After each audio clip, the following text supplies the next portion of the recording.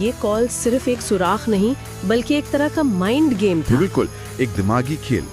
उसने इंस्पेक्टर के अहंकार को उकसाया और यही उसकी सबसे बड़ी कामयाबी थी। अब इंस्पेक्टर आर्यन सिर्फ कातिल को नहीं ढूंढेंगे, वो अपनी जांच में हुई उस गलती को ढूंढेंगे जिसे ये गुमनाम कॉलर जानता है। और ठीक यही होता है। अगली सुबह इंस्पेक्टर आर्यन दोबारा केस की फाइल लेकर बैठते हैं, लेकिन इस बार उनका नजरिया बिल्कुल अलग है। हाँ, वो अब सुराग नहीं ढूंढ रहे हैं। नहीं, वो अपनी टीम की गलतियों को ढूंढ रहे हैं। वो हर पन्ने को, हर बयान को, हर रिपोर्ट को उस एक वाक्य की रोशनी में दोबारा देख रहे हैं। सच तुम्हारे सामने है। घंटों तक। हाँ, घंटों की इस मशक्कत के बाद उनका ध्यान एक ऐसी जानकारी पर जाता है जिसे उनकी टीम ने पहले मामूली समझकर छोड़ दिया था। और वो क्या थी? जानकारी ये थी कि हत्या वाली रात क्राइम सीन के आसपास के सारे सीसीटीवी कैमरे बंद थे।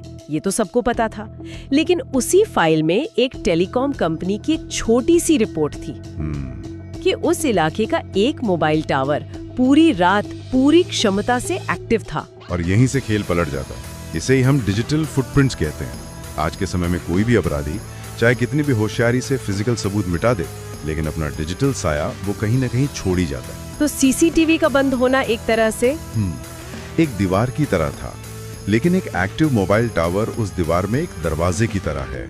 इसका मतलब है डेटा।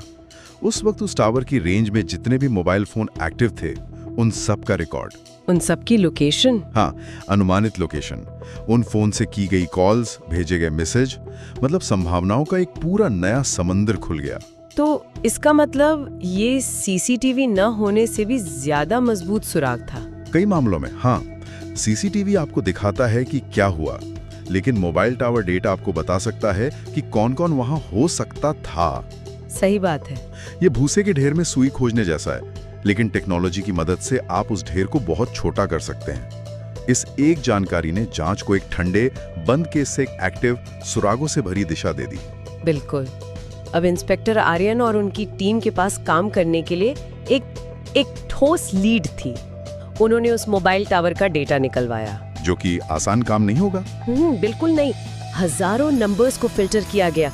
उन्होंने एक दायरा बनाया, वो नंबर्स जो हत्या के अनुमानित समय के आसपास क्राइम सीन के 200 मीटर के दायरे में सबसे ज्यादा देर तक एक्टिव थे। फिर उन नंबर्स को मृतक के जानकारों की लिस्ट से मिलाया गया।